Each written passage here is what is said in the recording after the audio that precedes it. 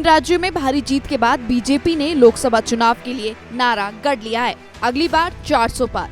BJP नेताओं को उम्मीद है कि विपक्षी गठबंधन इंडिया के चुनावी मुद्दों का जिस तरह से तीन राज्यों में दम निकला है, उसका फायदा हिंदी भाषी राज्यों में हो सकता है। लोकसभा चुनाव में करीब 5 महीने बाकी हैं। अब लोगों का कहना है कि विधानसभा चुनाव के बाद लोकसभा चुनाव में बीजेपी को जीतने से कोई नहीं रोक सकता है। जबकि एक सच्चाई ये भी है कि 5 राज्यों के विधानसभा चुनाव में कांग्रेस को बीजेपी से 10 लाख से ज्यादा वोट मिले हैं। ओवरऑल 5 राज्यों में कांग्रेस कमजोर जरूर हुई है, लेकिन उसकी साख अभी भी मजबूत है। 2024 चुनाव से पहले विधानसभा चुनाव के परिणाम को बीजेपी के लिए वॉक ओवर कहना बिल्कुल सही नहीं है। चलिए आपको ग्राफिक्स के माध्यम से बताते हैं कि बीजेपी से ज्यादा कांग्रेस को वोट मिले हैं।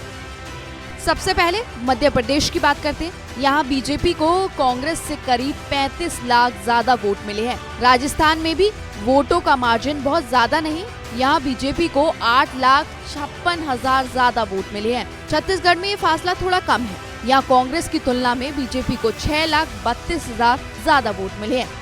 लेकिन जब तेलंगाना और मिजोरम को देखते हैं तो कांग्रेस आगे निकल जाती है। तेलंगाना में कांग्रेस को बीजेपी से 59,78,000 ज्यादा वोट मिले हैं। वहीं मिजोरम में कांग्रेस को बीजेपी से 1,10,000 ज्यादा वोट मिले हैं। जब 5 राज्यों को मिलाकर पूरी पिक्चर देखते हैं तो बीजेपी की तुलना में कांग्रेस को 10,55,000 ज्यादा वोट मिले हैं। बीजेपी ने मध्य प्रदेश में सबसे अच्छा प्रदर्शन किया है, लेकिन राजस्थान और छत्तीसगढ़ में वोटों का फासला बहुत ज्यादा नहीं है। ये जरूर है कि सीटों की संख्या में बहुत ज्यादा फर्क है।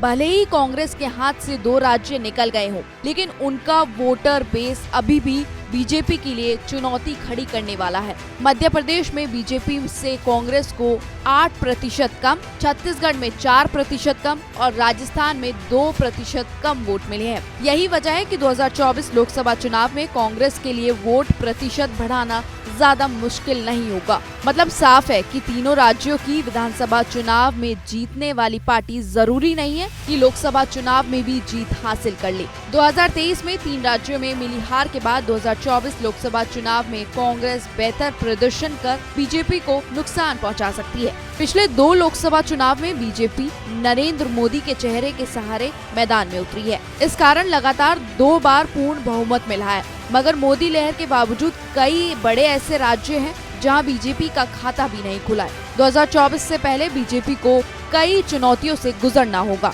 2024 के चुनाव में बीजेपी 10% सीटें भी बढ़ा लेती है तो माना जाएगा कि मोदी मैजिक चल चुका है।